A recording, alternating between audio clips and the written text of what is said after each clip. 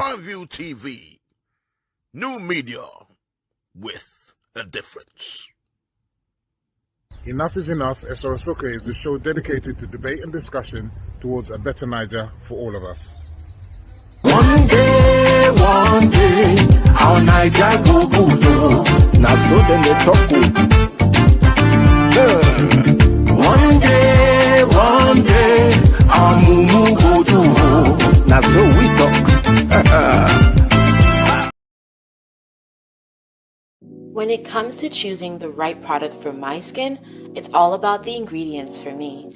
N9ja skincare products are authentic, fresh, and best of all, completely organic.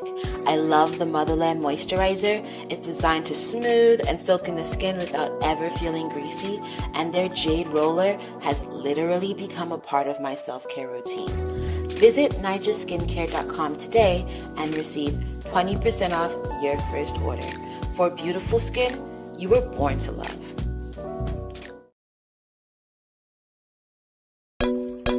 Hi guys, my name is Yabo and I am the founder of Masasi B.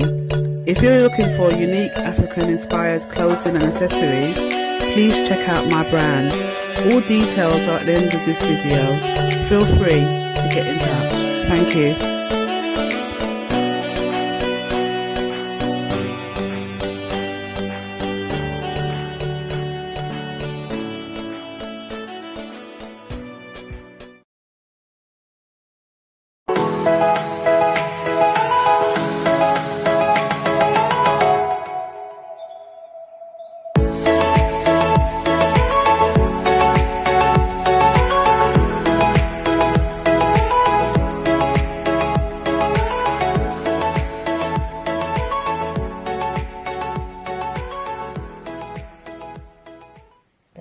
Feels so soft. Curl pattern has just bounced back. Look at that.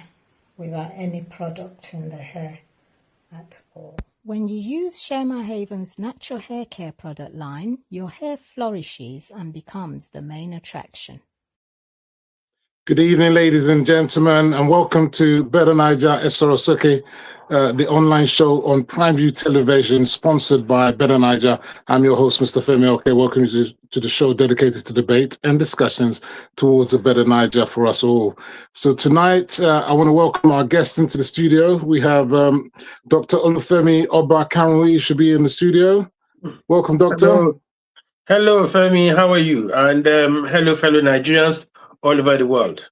You're welcome to the show. We also have Praise Uyi, all the way from Germany. Welcome to the studio. Hello, good evening. Happy to be here. Dr. Kola Akindelish, all the way from America. He should be here with us. Is he here? Fantastic. We also have Godson Azu, who should be here all the way from London. Is he with us? I can't hear him again. Well done, Godson. How are you, Mr. Azu? Oh. And finally, the Schengen media, Mac Godwin Fejuana. Iwejuana. Am I correct? Oh, no, no, you're not correct. Okay, tell me the pronunciation so I get it. Keep my ancestors and slide their throat like this, the way you pronounce. Okay, you tell me so I can get it right. I don't want to affect. You're married to one of us. It's high time you begin to speak the Igbo language. Okay, you say it again. Repeat it again. Iwe Ajunwa. Iwe. Okay. Iwe Ajunwa.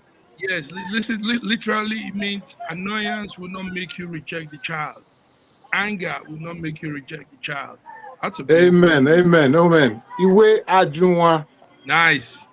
Okay, I said it right, Abi. How's everybody doing? Dr. Olufemi, how are you? Godson, and our man from Germany and the big brother from United States. You guys are welcome. It's beautiful to engage reasonably like this. You know, everybody. Good to see you, man.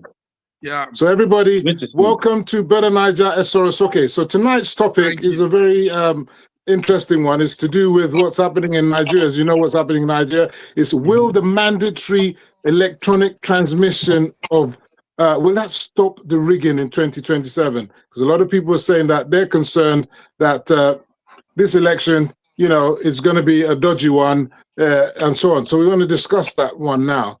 So I want to go straight to you, Doctor. What do you think? I mean, the Senate they've made an amendment to the bill now. So we have what we have.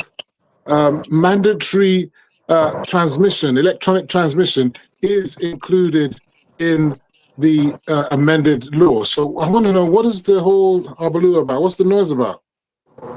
Thank you very much, Femi. The noise is all about when you have nothing to say, but you want attention, and then they try to make the noise. Now we've been giving them the fact. They're saying that it's a real time. The issue about the law is the word real time. And unfortunately, what they are selling to the Nigerian populace is that the electric transmission is not going to be included in the election. Now, what we have is electronic transmission into the IREV is part of the law. Now, it's a part of the law, and that was what that's what the Senate, the National Assembly passed. But the word real time was the issue there, and they kept on insisting that manual should not be involved in it. Election in Nigeria is a manual process.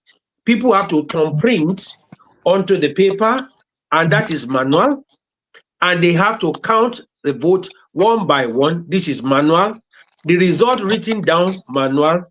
Picture taken and then put on the IREV and sent to the server. That is the issue there. And they now put the real time. What is the definition of real time? If they say 2 hours after the election, after that is closed, what they're saying is that any part of Nigeria that does not have adequate coverage will be disenfranchised. That's what that meant. But now that has been cleared, the fact that we all vote, put the thing on the card on the right, people will sign. The officers, the different party or agent will sign, and they will take a picture of it and upload it.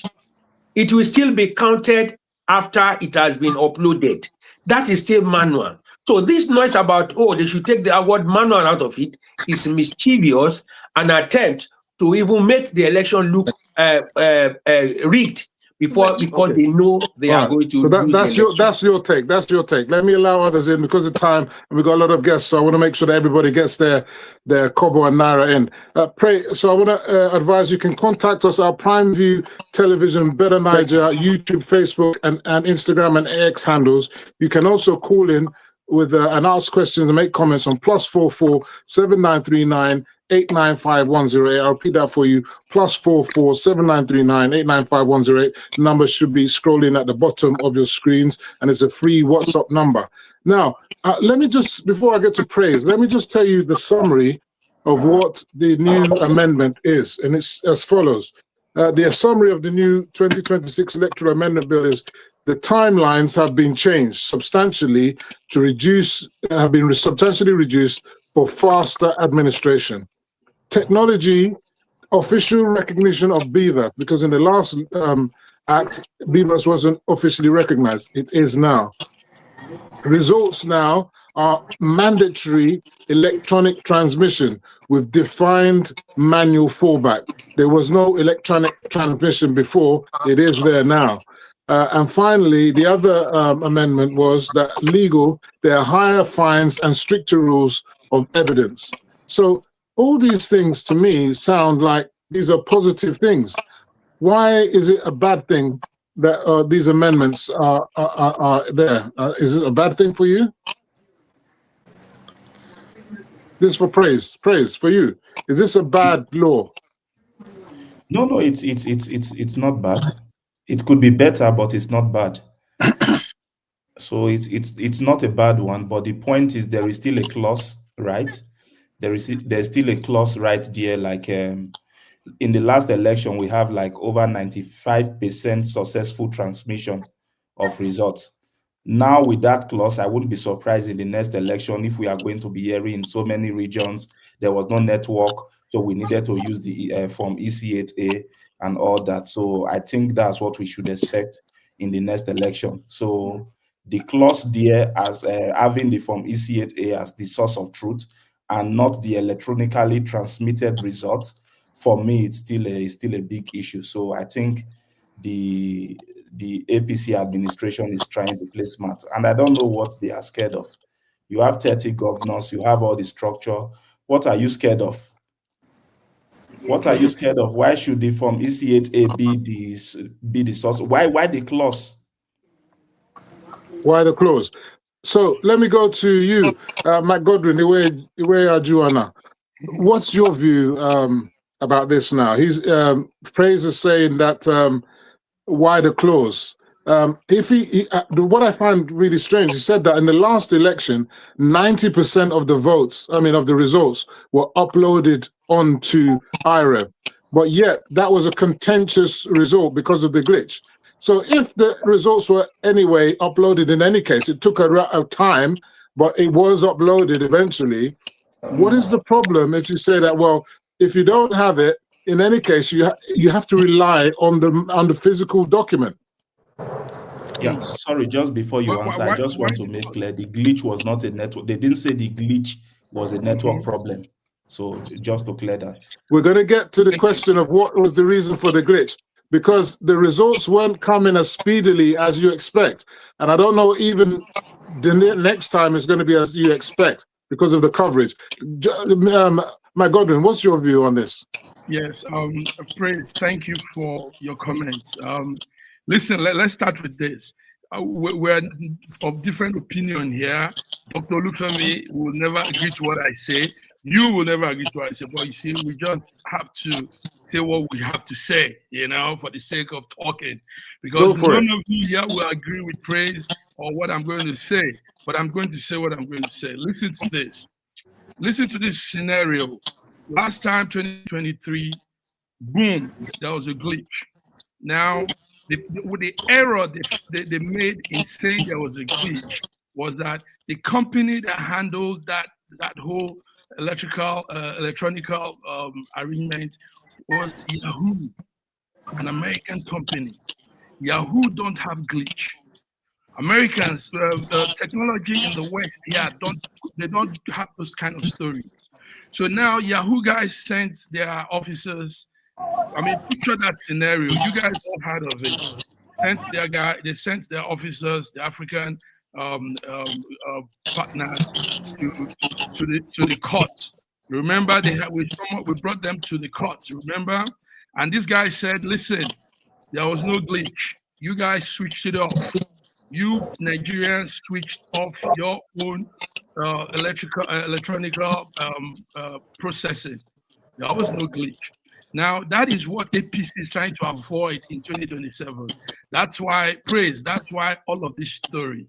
I know all it's of clear. This story of this is why electronic is because we didn't look good before the world that year and making the excuse of glitch when the company that runs that electronic masterpiece didn't have any glitch.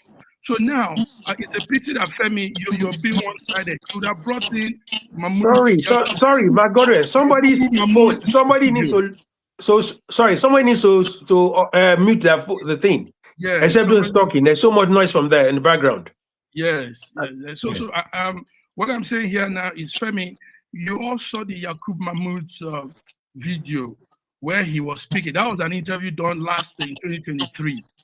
Prior to the election by BBC, and Yakub Mahmoud, the man at the helms of the affairs for our election, said it clearly that we don't have any problem with processing images and results in real time. He said it. You guys had that. So all of this story, like you said, Dr. Olufemi, all of this story. I think it's Dr. Collar's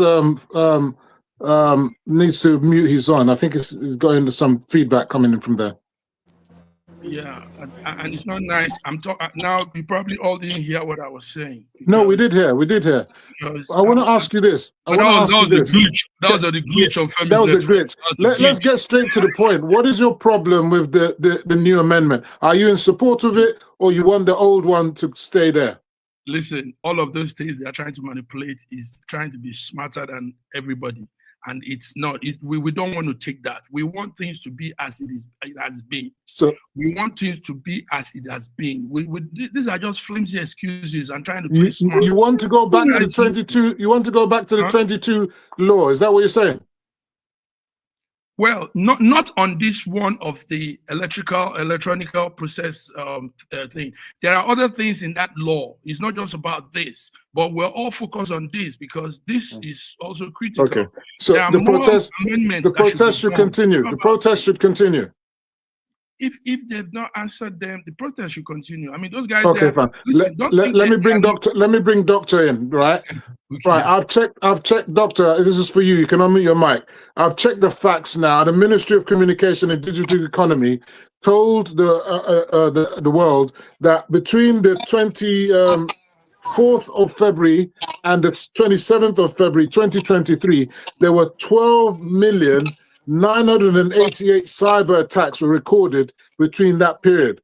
The idea that there were no attempts to attack the servers of INEC, clearly the facts show differently. And even today, there's been an insight document that's produced that says even in the month of January this month, in terms of Africa, Nigeria's had the most attacks on the internet, hacking attempts, than any other country. 4,700 and something attacks in just the month of January. So I want to go back to you, Dr. Kola. This idea that you're going to have real-time transmission of mandatory transmission, that is the law right now. They're changing it. If the president signs it, he says it is real-time, well, not real-time, but mandatory transmission of the results to the IREV portal. I mean, does it have to be real time? And is there a problem that you have the backup? Because the backup was always there. The backup has to be there because in collation, you have to deal with the physical hard copy. Is this new amendment a problem for you? Oh, yes.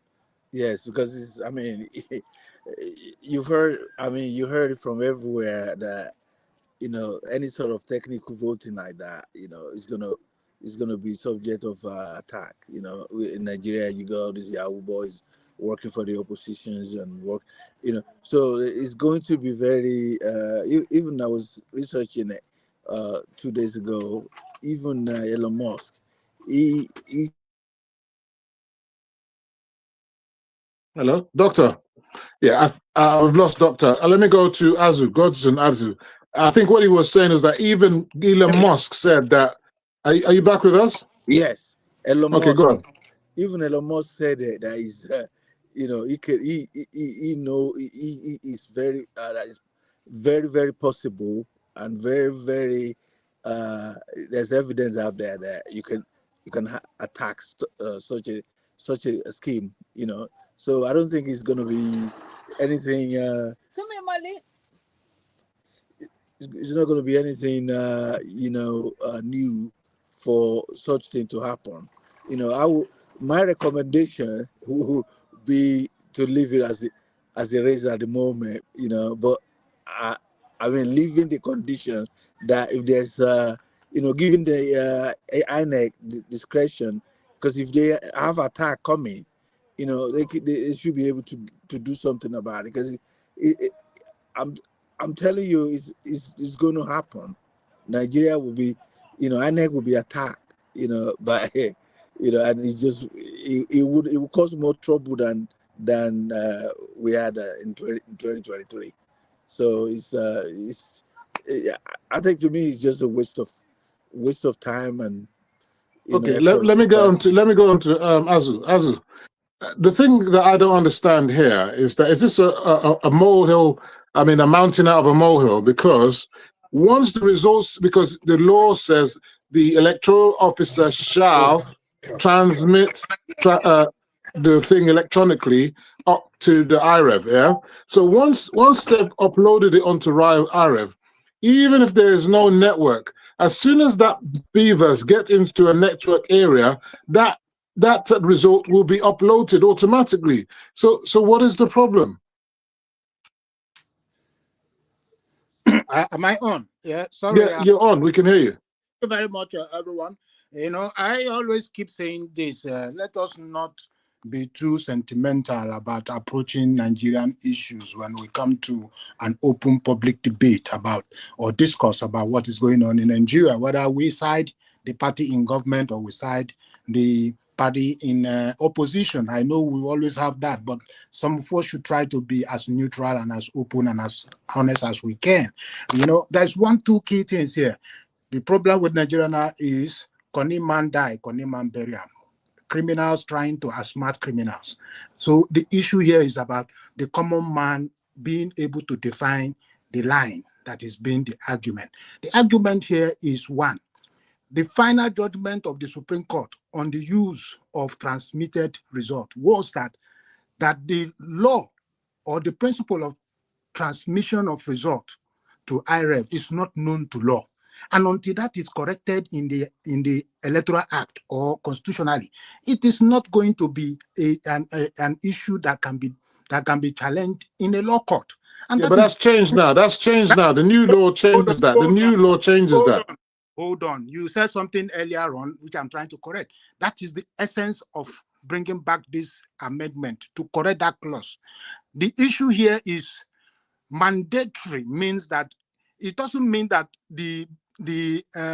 from 8.4 or from A4 whatsoever is not going to be relevant, because you cannot upload the result without the imputed result on that form signed by everyone. So the issue here is when they are trying to put a condition that the result that all results will be transmitted, but with this proviso that whatever, in a case where it is not possible to transmit, yeah, the result on the form whatever should be used, irrespective of that fact. You just said something now. Once the result has been inputted and every agent have signed, and a screenshot of that result is taken by the INEC official at the polling booth, he takes that and put it through the beavers. Whether it download or does not download at the moment due to network issues, it's not an issue, because at the end of the day, it will automatically download and come to be on the system. Both the downloaded form and the physical form will still be tabled as evidence of result at the end of the day, because then it's now known in law that the transmission of result at real time and mandatory is now imputed in the Electoral Act.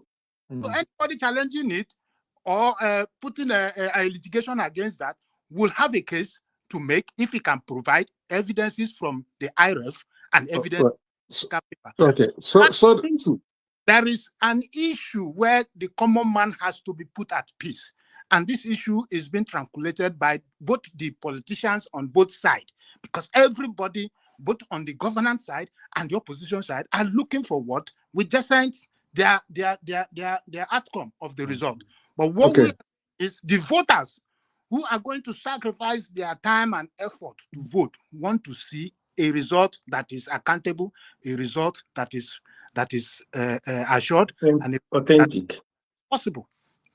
Okay, I want to disagree with you, because even that, you're right in that respect, but the law is quite clear, and in every other country where this thing is happening, it is the form EC8 that is justiciable, not the one on IREV. IREV is just a viewing portal. The viewing portal is not used in collation. So in any case, the hard copy is the document excuse me, let me finish. The hard copy of the document let me finish. Femi, the IREV is supposed to be a backup for case file. It's not going to be used for counting the vote. The vote is already counted on the paper that is being signed by everybody. Okay, good. So therefore, the uploaded form is for case purposes. If there's a litigation and there is need to prove okay, so let's get it right. Let's get it right. You're saying the reverse. You're saying the reverse of what the law is what the actual law is. the hard copy is the one that backs up, is the one that is the authentic document that you're going to use in court. If there's a discrepancy between the IREV and the hard copy is what is accepted, not the one that's uploaded. And do you know the reason why? Because in the last election on IREV, you got people smiling, you got pictures of all different sorts of things that were happening there that was not clear. So the IREV cannot be it's only a viewing portal. Let me go to Dr. Olufemi. Please, Femi, don't give viewers wrong information. Don't give viewers wrong information. This is the factual. Look, I can pull it up anywhere. What I'm telling you is actually the factual position. The IREV is a viewing portal. It's not a collation center, and you don't rely on the IREV for when you get to court. That's not justiciable. It's the physical copy of the EC form EC8A.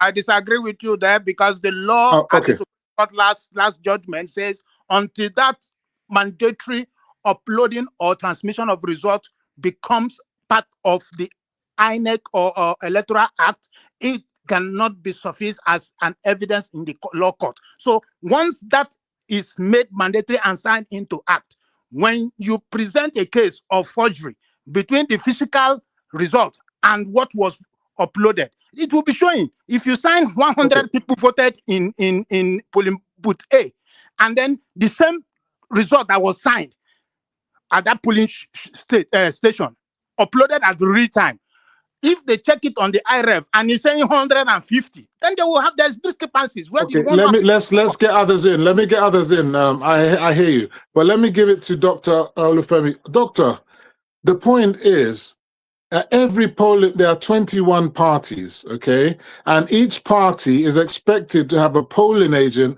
at every polling booth. So if you have your polling agent, and your polling agent is supposed to sign off the form EC8A and also collect a copy of it. So if there's any dispute between what's on the IREV and whatever the results that come out, is it not the one that the agent has that is going to tabulate to the court to say, actually, this is the result here? You understand? I have the hard copy with me. All right. And it is the failure. And it is the failure of members of the opposition to have party agents that is the problem that they have. It's not a matter of the paperwork. If you haven't got people to sign it off, that's your problem, not the system. Yeah, thank you very much. Both of you are right to an extent. Let us be careful in explaining this. The polling booth is the place where elections are held and are counted and are recorded. Results are recorded. Where they are recorded before it's uploaded onto the IREV, it will be signed by all party agents. When they signed by all party agents, it's uploaded on IREV and sent forth. The original copy of the document is taken to the collation center. That is what is counted. Now, in case on the way to the polling, to the collation center, it's been manipulated. Instead of 100, they put a 0 at the back of it, becomes 1,000. And also, some people hijack attack the polling agent on the way, take the thing and rip it into pieces. There are no record of that. So that is where the IREV will become authentic. That will become an evidence in court and at INEC. So to back it up, this was what we signed. This was what we brought to the coalition center. So therefore, there's discrepancy on it. If we put this on it and this is what you brought, then there's discrepancy on it. Well, that is one. Secondly, when it gets to court and you said you have won the election in Kogi State and I got 200,000 votes, and all the numbers on Kogi State on the IREV says 180,000. That means you are 20,000 more votes than that, and BVN should be able to account for those ones that was done. If in that case, evidence that you have on IREV and paperwork must tabulate. The moment it does not tabulate, it will begin. It is the duty of a polling collation officer to begin to check that and use us as evidence. By and large, what this opposition and the other people are shouting that the manual paper should not be acceptable is because some people, we saw video of some people saying that they will help somebody rig election and they upload it. Even American election was disputed because they said Russian influence was in the 2020 election. That was what caused crisis in America in 2020. Even in United Kingdom, in Nigeria recently, you remember there's a girl that brought a paper that said she got so result in JAMB. What they did was to bring out the original document they uploaded on the system and brought it out and look at what the girl posted, and that was able to find out the girl was lying. So these are all a way to clarify ambiguity. But the opposition is making it look, what the opposition is selling to people is that there will be electronic voting. That's why people are thinking that the government wants to rig. So what is the rigging in it? We have evidence to prove that election was conducted. So let us be careful what they are selling to the people. They are making it look at, APC want to rig, government want to rig, or they are afraid of somebody in election. There's nothing like that. They should go and begin to get people to stand in their polling booths on the day of election instead of standing at National Assembly. Okay, let me bring praise. People were occupying the National Assembly. They took their mattresses there. They wanted to sleep there. And they said there was going to be the mother of all protests, although I didn't see that many people there. And these people claim to be speaking for the Nigerian people there, so they say. I always say that when you have elites talking as if to say they're speaking for the Nigerian people, they are only speaking for some of the Nigerian people, not all the Nigerian people, and they should actually qualify their statements. Now, what I want to ask you is that at the end of the day, this thing went to the legislature. And if you saw the thing live, you had Abaribe was asking for people to call a lobbies to divide the House so that people could vote individually. In the end, he withdrew his request, his point of order. So, and when the matter went for vote, because you've got opposition people in the assembly, when they said those in favor say aye, there was a resounding shout of aye. And when they said those against say nay, all the people in ADC, Labour Party, Accord, they all were silent. So I want to understand, why is the opposition making a noise when their own legislators were resolutely silent when this bill was passed? Which opposition? The only opposition we have here is the people, because we know even the politicians, they are there for their selfish interest. At the end of the day, it benefits them. It benefits all of them in that house. It benefits them if there is no electronic voting, because they want to win again, and possibly if they are already in that position, they believe that a rigged system would get them in for a second election. So the only opposition here is the people, not the guys in Labour Party. Right there. When you say the people, I repeat again, when you say the people, which people are you speaking for? The elites that went to the National Assembly with their mattresses, or the one in the village? No, what I'm saying is the people in the House, the people in the House of Assembly, whether they be Labour Party, they be ADC or whatever party, they are all there for their selfish interest. So I want to benefit them. Definitely would be no electronic transmission. And Femi, I would like to ask you, why would someone like you not have your bed or your mouth out there with the masses crying for electronic transmission? Why would Olufemi not be because there? For me, you want me to answer the question? Let me answer the question. I have the opinion that the masses or the Nigerian people do not speak in on one voice. The masses are not obedient, and the masses are not ADC or whatever opposition. They come in every shade or form. So the idea that you can say that the massive think in one way is already flawed. So this is the reason why you won't see me there. I will support the masses that do not agree with your point of view. And it's allowed. We don't all have to speak in one way. Not everybody on this planet believes what you believe. My point is the reason why, if you even look at we're talking right here at the moment, you will see that the people that is in for electronic transmission is more of the people in the opposition, like not APC. So why is it that these guys Actually, in you're power? wrong.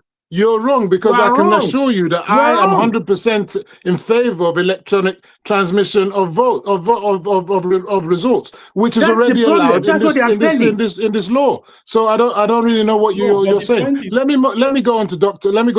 Collar. no, Dr. Collar. Femi, let me finish. The Okay, point quickly, is, go on. yeah, you are comfortable with the way it is right now, with the clause in it. Of course, you are comfortable with it.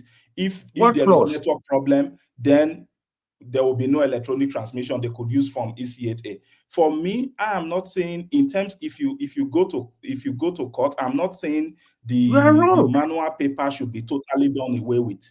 But the point is, if the electronic transmission of result should be accepted as evidence in court, and it should tally with the manual paper. So if there is discrepancy, the court should be able to say, okay, we will not accept this. What we have on the electronic transmission should be the same thing we have from EC8A. If that makes sense. So the thing is, you remember, you've got the electronic one that went up to the IREV, and I've told you how even in the 2023 elections, you had all manner of things uploaded that didn't even have anything to do with the Form EC8A. So what I'm saying is, all the party agents present at the booth have a copy, so they can tender that together with the one by the electoral officer. They should all concur. So it's not a matter of the one on the IREV is sacrosanct, because if for any reason that image has been tampered with in any way, you've got the physical copy to say, actually, no, this is the original, and also the party agents can confirm it as well. Let's move on. I don't want us to stay too much on that, because we're going to be there forever. I want to go to Doctor. Sorry, how many political parties do you have in Nigeria? So why You are you have 21. If, for example, I'm coming from a small party and Nigerians really like me, they would like to vote for me, but I don't have that structure to have polling agents all over all the wards in Nigeria. So why are you making it difficult for me? So because I don't have polling you are not electable. Have you seen the illogic? Can you see the illogical? How illogical your statement is? Because if you had so much support as you say, you would find it easy to have an agent in every single polling booth. It's only hold on. There are 176,864 polling booths. That's the number of people that you need in order to have one person at every polling booth. And I also, in a suggestion that I put forward, I say that since the opposition are coalescing together, they can decide, you know what, instead of each of us having our own polling agent, we can then nominate one person to act for all of us. That could happen. That's another suggestion. I'm just giving that as a suggestion for you guys. But let me go to Femi, Dr. Collar. Take someone like Showore, for example, or any other person springing up and the masses like him, but it does not have the structure. For example, even Obi, the last time even for Obi, it was even difficult for him to get polling agents across all the wards. He's not popular. Right? That election. Why would you make it difficult for him? So you're now blaming those who have got structures for the failures of yourself not to have a structure. That's your problem. Let me go to Dr. Collar. Dr. Collar.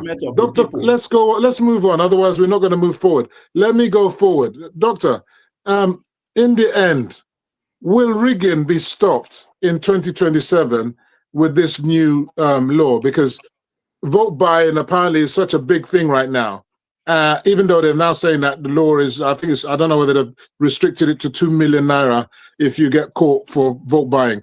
Is vote buying the real problem and not this electronic transmission that some people are talking about? Vote buying, isn't that where the real issue is, and that we need to stop that?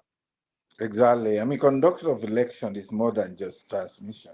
So, if you have a corrupt system where people are going to buy votes, and it's not going to be credible. Or I mean, for example, what happened in the southeast at 2023, you could see people being beaten, non-Easterners being beaten up and being prevented from voting. So if you don't have a credible election, you don't let people vote according to their consent. So even if you declare the result from that, and then you bring it to the to send it to the RF in whatever, in reality, whatever they call it, in real time, it's still going to be a bad election, because it's not fair, free, and credible. If there's a cheating. So, and I think, in my opinion, I think that's what the sort of things that the oppositions are relying on, so they can rig the election, boogie the whole Nigerians, and then say, well, you see, we won. So it's not good. It's going to cause more trouble. I'm glad the NAS had the wherewithal to make sure they keep some sort of old system for check and balance, because I don't understand who is advising these people.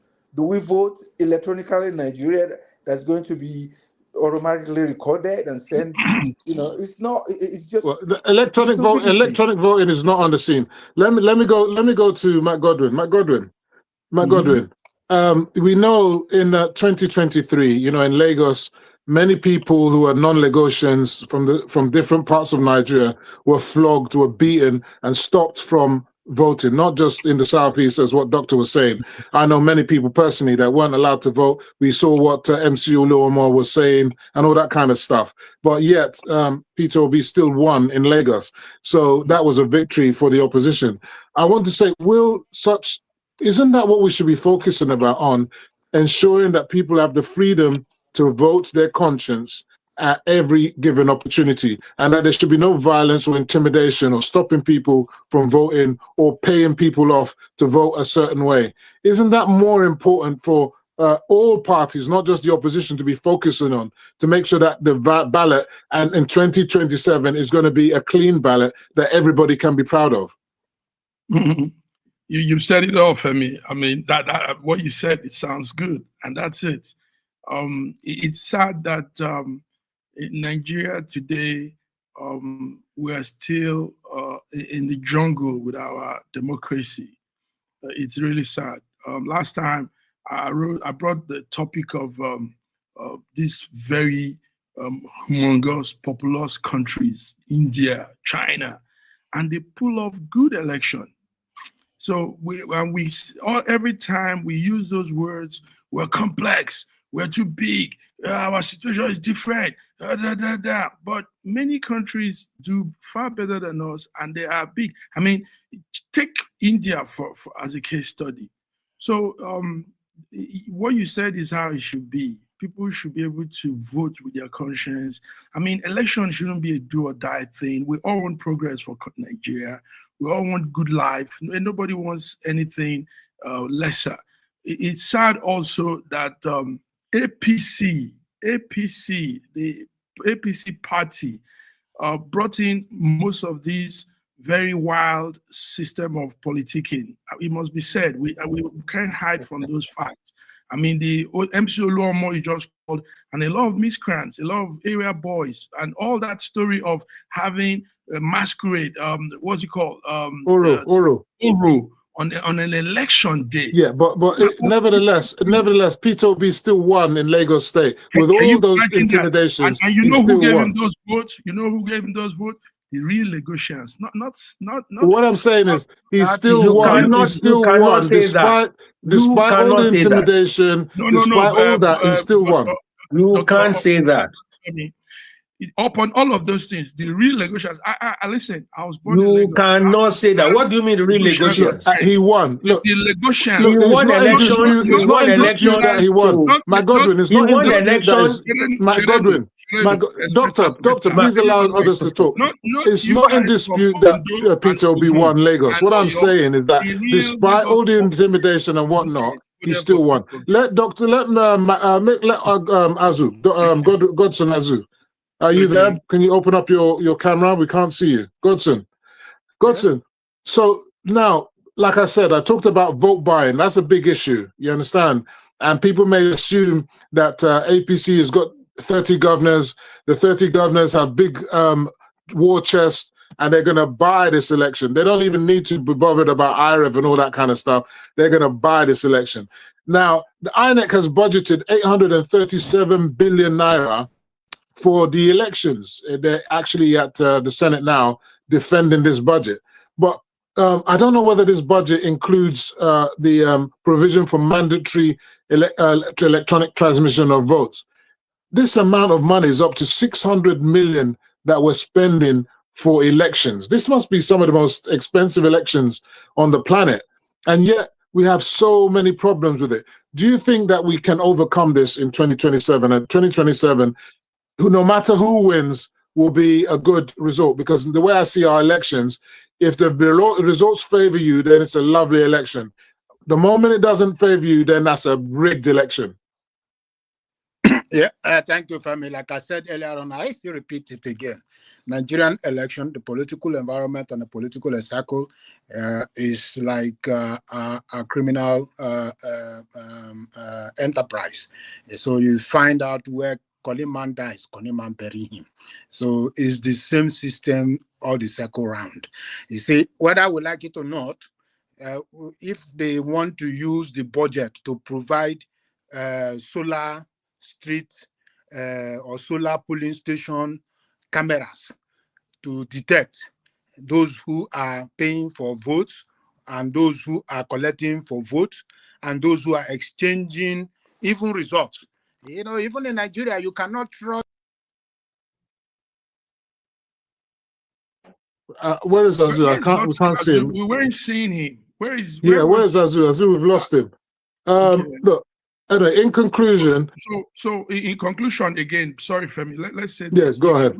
Your topic was, you said election rigging and all of that. Yes, like a doctor said from the United States, all of this we're saying is just, we're talking, but Nigerians generally on both sides, APC, PDP, whoever it is, we are a bunch of, we are rough. We are very rough. People are going to still rig, no matter the implementation that it's added to that day. People will still do all kind of crazy things. I mean, back in the days, you saw how they would carry ballot boxes and run, and so. Yeah, but they don't do that anymore. They don't do that anymore. So what we could be looking at now is not even much of these ones we were saying. Let's look more into the security measures that will be put in place that day, so that we won't have people, the likes of MC Oluomo and his boys, coming to harass people. Remember the lady that was squashed, that was bruised on her face, all because she came to There's so many people. It happened in the East as well. It happened in the East as well. It happened everywhere, not just in the East. But can I just say, as much as people are complaining about the 2023 elections, in terms of violence, and this is on record, you can go and check it yourself, it was one of the most peaceful elections on history. Even though you've had what happened in Lagos and other places, it was the most peaceful election on record. In fact, the amount of killings that happened, that didn't happen in Rivers State, that didn't happen in Kano, that didn't happen in fact, there was no killings, I believe, in Lagos. So there might have been violence, but not the type of violence that we've seen in previous years. So anyway, on this note, I want to remind everyone you're watching you're watching Betta9ja E Soke with my guest, Dr. Olufemi Obakanwi. We have Praise E from Germany. We have Dr. Kola Akindele, and we have Mr. McGodwin Ife Juana. Am I got it? Did I get it right? Maybe you just stick with it, McGodwin. Don't call me that day. All right, I'm gonna get it. I'm gonna get it. All right. So listen, let's all wait. So in conclusion, all of us want a better Niger, and we want to see free and fair elections in 2027. Let's hope that no matter who wins, that the losing party will concede, and we can move forward with the next 4 years. So now, as it is, I want to move on to current affairs. So you can call in and ask questions and make comments on +44 7939 895118. You can also, I think someone called in and was supporting Azu and saying that what he said is right, that the 2023 elections, Beavers was not mandatory, but it is now in the new law if it is passed. Okay, so I want to move on to current affairs, and let's talk about what's happening in the National Assembly. We had the past, people were defending their budgets. Yeah, I think you saw that. It was on the TV. And then you had the situation where the Minister of Works, Umahi, was there, and it was almost fisticuffs between him and some senators. You had Oshimole and so on. Do we have proper vetting of the budget as it is, the way it is in Nigeria right now? Are they really scrutinizing the budget the way they should do, or is it just then we need to have more thorough process in terms of our budgetary scrutiny and who wants to talk to this? Can I just say this? It is imperative to understand the fact that when we talk about scrutiny and this these situations that we have in National Assembly, it's a common environment in all legislatures all over the world. When people argue about issues, they are passionate about it politically. The only thing is that we have our own Nigerian flavor. In Nigeria, even when we have discussions at home, within our environment, where we live in the United Kingdom, they think we are fighting. All we're doing, we are arguing. So that tradition is taken out into the National Assembly, which needs not to be watered down. So argument, some people seeing argument at the National Assembly, it is a welcome development. When they argue and they spit at each other's faces in the National Assembly over issues that are national issues, it is a welcome development. In the past, it is just everybody saying nay, nay, and that's it. And we're complaining about that. Now there's argument, we're still complaining about the argument. So for goodness sake, what do we Nigerians want? That's my take. I don't think anyone's complaining. It's just we're just asking you the question: are they thorough in their vetting of the budget process? They are not thorough. They are not thorough enough, but they are doing some bit of it. They can do better. Fantastic. On that note, I want to ask the panel: what about what happened to Senator Natasha Akpoti? She was in the middle of asking questions about the Ajakuta steel rolling mill and monies that were already allocated and what's happened to them. The monies were put into a special Afri-Exim bank. I don't know how many millions it was, and she wanted to find out. It looked like the chairman of the panel just shut her off and just banged the gavel, and that was the end of it. I mean, was that something to do with sexism, or they just wanted to shut her up and not get anyone to answer that question? And imagine Femi what she was trying to raise, and they were shutting her up. When I saw that, I said, "This is crazy." Meanwhile, the Ajakuta Steel project, it will be a game changer, a life-transforming, progressive arrangement for Nigeria, but they are shutting her off. Can you imagine that? And these people are meant to be lawmakers and people that create policies for us. And the core policies that should be addressed, they're shutting it down. Don't you think that our media are not doing their job? Shouldn't they call that head of that Ajakuta, whoever it is, the person that was being grilled, to come to the studios to explain himself? They should ask him that question on air to see whether he can answer it. Okay, that's it. That's the way out too, because it's so sad that a project like that. I passed through Ajakuta going to school in the 90s, early 90s. I'm going to Kaduna, Zaria, Ahmadu Bello, and you can't believe what we have there. Now imagine that whole infrastructure and nothing. And a lot of times a tenor will come, a government tenor will come, and they will do some small talk on it. They will do some things. Money will be pushed out. Nothing. Okay. Let's move on. Ajakuta, sorry to butt in. Ajakuta is a very massive investment. And I can tell you authoritatively, the reason why Ajakuta is not working is the foreign hands in Nigeria. Foreign hands in Nigeria. There was a gentleman who was from Russia a long time ago. He was from Russia with Nigerian who came on there to start the whole thing. You know what? The international community got involved into it, and the man how to live. So when we talk about Ajaokuta, it will put a lot of pressure on international community, like a lot of things are being done now. Some things are being done right now. International community does not like it.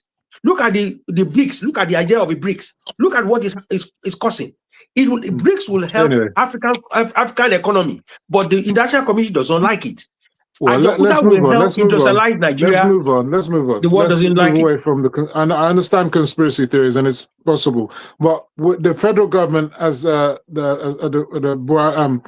President Bola Ahmed Tinubu's federal government, the Minister of Finance, that's Wale Edu, has said that they will likely be selling off some government assets this year, this 2026. They're going to raise, I don't know, 100 and something billion naira, they're saying.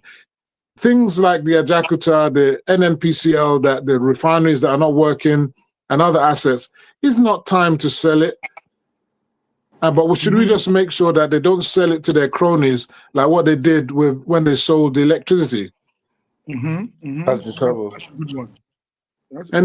Anyone wants to say? Yeah, that's a good point, Femi. It's high time. It's crazy that a lot of infrastructures in Nigeria is still being held by the federal government. I mean, it's time to privatize things. It's time to sell to interested investors and business people. And I tell you, business people do better when they handle infrastructures. You know, I mean, we're seeing what Aliko Dangote is doing. Presently, he's now become the first. I think he got into the record yesterday as the refinery has made history, becoming the first global refinery to hit that 650 something 1,000 barrels per day. Per day. And that's impressive. So let's do more. Let's give out more of these things to good investors, not to their cronies, like you said. And let's see Nigeria move forward. Okay. Now, Judge, another question. Judge Egwatu has reclused himself from the 2 EFCC cases against former Attorney General of the Federation, Malabi. He says he's reclusing himself for personal reasons. Do you smell some mago-mago? Is there any mago-mago going on here? Definitely. I think there's a major conflict of interest with regards to this and the job signing from those cases. And for me, I think one thing we have to keep as a point of reckoning, the fact that a lot of things that happen in Nigeria is not argued in its objective values, rather objective values. And that's why we're still going round and round. The issue of Ajaokuta still private investment is all because there's always a political finger in everything that must go into, and don't look at the social economic input of their policies and the education process. Ajaokuta still has remained a corrupt conduit pipe for over 45 years in Nigeria. There is no international hand in it. It's Nigerians and Nigerians killing Ajaokuta still. It's nothing. It's the same Nigerians with their foreign collaborators that are messing up the refineries. They invite the international partners as a masquerading partners to siphon funds that is meant to make. Ajaokuta is like half of a state in Nigeria. The entire of Ajaokuta can inhabit almost 300,000 people in housings and everything, and employment and jobs. You know, but for over 40 years plus, that place has been used as a political corrupt pipe conduit. Well, let's see. We look forward to the same thing with the Malibu Mambila project. They haven't started that one yet. They haven't even started it yet. They've not started. So there's a lot of. Let's move on. Let's hopefully this government can sell these assets, these non-performing assets, and move the nation on. I want to move to another question related to this. Otedola, he predicts that with the full Dangote refinery production, this could lead to an exchange rate of less than 1,000 naira to the dollar by the end of 2026. That's what Otedola predicts, and that compared to what Rufai from Arise TV, who at one time said the Naira is going to be 2,000 to 1. So today, Naira is 1,354 to 1. Is this good news, or is Nigeria a casino economy, economy, like what Rufai says? When you Rufai talks, you just go and look outside. So sometimes these are people that they can't see anything good in Nigeria. That is, if the moment Rufai starts saying anything positive, he loses his value into his kind of audience. So you will look for any negative. I have the floor. I have the floor. I have the floor. It's wrong to talk about you. Let him finish. You can counter him. Let him finish his point. Let me finish speaking. My Godwin, let me finish his point. Let me finish. Let me finish. I hardly see Rufai come online and say anything positive about any decision by government. He has this, even if his colleague are even telling him, all he was saying there is empirical fact. Even when they put fact before him, he will still be arguing. So let's look at the fact here. Is the dollar was almost £2,000. It's 2,000 to 1. It's coming right down to 1,003 plus, and because we are becoming a producing nation, we are not importing petroleum and petroleum products as much as we were before. Before you know it, we have we are becoming a selling nation, not a buying nation. Gradually, economic situation like that will bring the dollar down. It's a common politics, it's a common economics in here. People like that are not supposed to be on television. Simple. They are activists. Let's move on. Let's move on. Sorry, please don't give people wrong information. The Naira was never at $2,000. I said no. I said nobody said it was. Rufai predicted that it was going to be soon. He said that it was going to be 2,000 to 1 soon. And it has never been that. Your man there said it was at the time 2000. I did not say. I said it was almost. It was. It's coming down. Agree that it's coming down. 1,900 and something. All right. Yes, let's move on. It was 1,940. Let me move on. We're talking about a different Rufai now. This EFCC invited former governor of Kaduna, Rufai, to answer some queries on alleged corruption. He, however, found himself in, some will say he refused to attend, but he says he was away in Saudi Arabia. Anyway, on his return today, EFCC members tried to arrest him, but it seemed like there was a whole crowd of people protecting El Rufai and stopped him from being arrested. Do you think some of our former governors, they behave as if they're above the law? We saw the same thing happen with the former governor of Kogi State. I forgot his name, eludes me just for the moment. Bello. You understand? These guys don't have immunity anymore. I mean, if you were coming into the UK and there was an arrest warrant for you, you couldn't get a band of merry men to stop you from being arrested. That would never be countenanced, even if you were in Germany. This is unacceptable for someone who's of the opposition, a leading member of the opposition. Is it not so? Well, that's why Nigerians are, I know they shout about no good governance and everything, but they are behind that because they always, they always associate and defend their crooks. Their crooks are good crooks.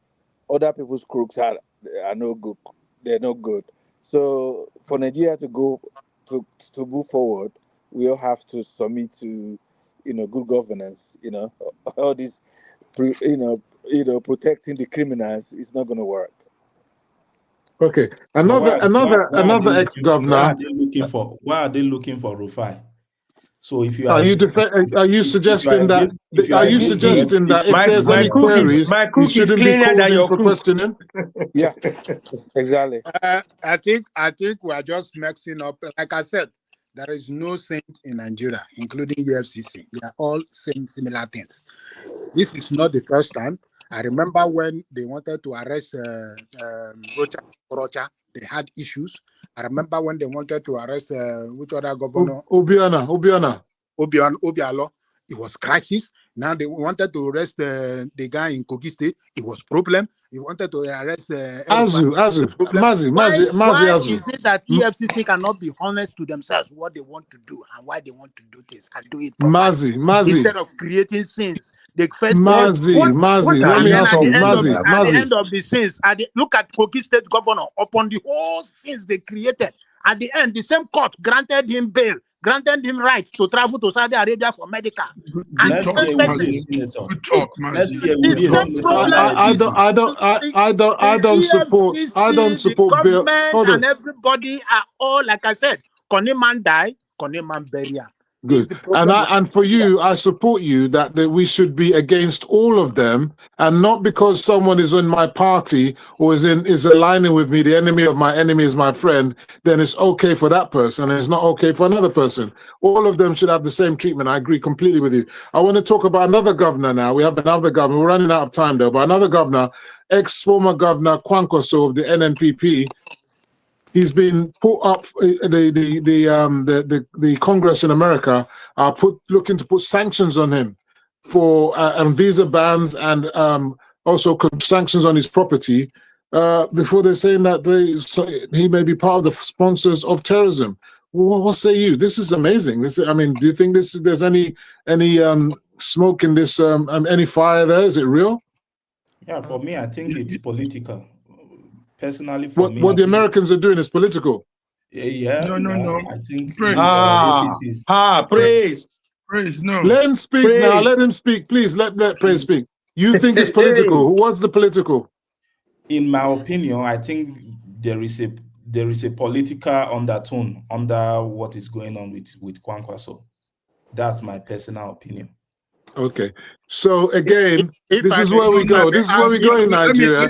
Is that when a man is in an opposition and you're an opposition person, you defend that person to the hilt. Femi, I think when you say political, I tend to, in one way, be objective in the sense of the fact that there is a list. Some names are on that list, not on. So why is it that somebody is picking out Kwankwaso's on that name and that list? There are other names. It's likely that El-Rufai name is on that list. It's likely that some other top men from the north that list. This is the Congress. Hold on. This is not the Nigerian Assembly that's prosecuting him. This is the American Congress. So you believe that they're being partisan? Are they being partisan? No. I'm not saying I'm not saying the American. Look, let's be very objective and very sincere. People can put up anything on social media. You understand? Tomorrow, the Congress can come out. Tomorrow, the Congress can come out and say they did not. Don't go there. Don't go there. Okay. All right. Let's move on. Let's move on. We know, just for the record, we also know that at one time, can I just say, at one time, what's his name? Atiku, he was indicted by the Congress to do with the Halliburton scandal. I think even his wife was prosecuted in America. But when it comes to talking about that, people try to pretend that never happened. Anyway, let's move on. Rivers State. The President Bola Ahmed Tinubu intervened in Rivers politics yet again. I think it's the second time or the third time, with a closed-door session with Governor Fubara and the FCT Minister Wike, in which Wike said he believes this will be the end of the crisis in Rivers, because President Bola Ahmed Tinubu instructed the House of Assembly to do the needful. So after the meeting, Governor Fubara also said he acknowledged that Wike is his oga. So does that mean that Fubara will get his second term now? Well, we're not sure about that yet, but I think for once, common sense is prevailing there, in the sense that Fubara needs to align with the House of Assembly. There's a way, there's a proverb in Yoruba language says that you call a madman your in-law in order to let you have your way. Now, what we have in that situation we have in Rivers State is something that could have been solved and resolved amongst themselves. But the thing is that some people are fueling it from outside. At each time Governor Fubara goes to sit down with Wike and the president, there will be relative peace. Whenever he goes back, these people will conjure things again and there'll be crisis. But I hope that this time around, they will resolve their crisis, the situation, and get along. Let them finish this term first before we start talking about second term. Okay, look. But to UK now. UK, we have the owner of Man United. Any Man United supporters in the house? Any Man United supporters? They are still licking their wounds. Okay, but Man United supporters, your owner, Ratcliffe, the owner, the billionaire Ratcliffe, states that the UK has been colonized by immigrants. I mean, this is amazing, isn't it? He says there's now, UK used to be 60 million people, they're now 70-something million. We've been colonized by immigrants. What do you think about that kind of statement? And the Prime Minister says that he should withdraw that statement.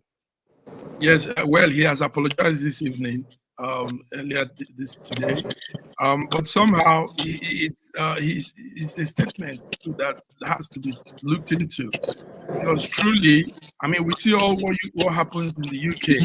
We see how they are trying to Islamitize most. I mean, it looks like that. You know, we see Muslims taking over most parts of the area. Most parts. You say most parts. There's not even up to 10. I don't even think there's up to 10 million Muslims in the UK. Okay. So, but anyway, yeah, what the billionaire was saying, well, he said that out of emotion, and he has apologized. But somehow, immigrants are really taking a hold on the UK somehow. Okay, well, this is the last point I want to make now. This is about the Muslims again. Saudi Arabia is easing its 73-year alcohol ban. But in Nigeria, the Sharia states, they restrict the sale of consumption and the sale and consumption of alcohol by Christians in the north. Is Nigeria truly a secular state, or are we practicing a two-tier legal system in Nigeria where non-Muslims can be prosecuted under Sharia law? I mean, this is ridiculous. They ban alcohol in the north of Nigeria. Meanwhile, the federal government collects VAT on alcohol and shares that to everybody in the fact sharing formula. But in the Saudi Arabia, where Mecca is, you know, the Holy Land, they're going to be allowing alcohol. Are we not carrying our religion to the Yoruba would say we carry, I think, Osodi, but just taking things the wrong way around? Femi, I think just like you said about Ratcliffe and the immigration issues, I think most of us are living in denial, and some of us are hypocrites living in doubts of the reality. Immigration is the way he presented it. It's a bit offensive, and he has withdrawn that. But the fact remains that the biggest election campaign agenda in the UK is immigration, and somebody feels it's affecting businesses, it's affecting companies, it's affecting employment, it's affecting wages, it's affecting a lot of things. And presenting his case, we shouldn't throw it in the bin because he's a Man U owner or he's a billionaire.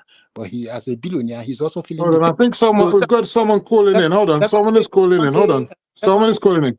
Good evening. Welcome to Betta9ja E, Soke. What's your name? Where are you calling from? My name is Otumba. I'm calling from London.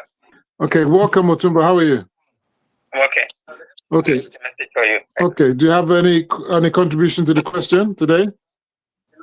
Well, the electronic something is all there's not going to be any change. I mean, the result is going to be the same. And what? There's no election since 1959 that has been credible in Nigeria. Is all the people will continue to come. What about option A4 when Abiola was elected? Wasn't that? That was fantastic. I wish we go back to option A4. At least that is legitimate. But even at that, the election, the most freest election in the whole of. But there was litigation in court. But there was litigation in court on that one. You mean the A4? Yes, there was in court. That's why the whole thing got annulled. Apparently. ABN, Association of Better Nigeria.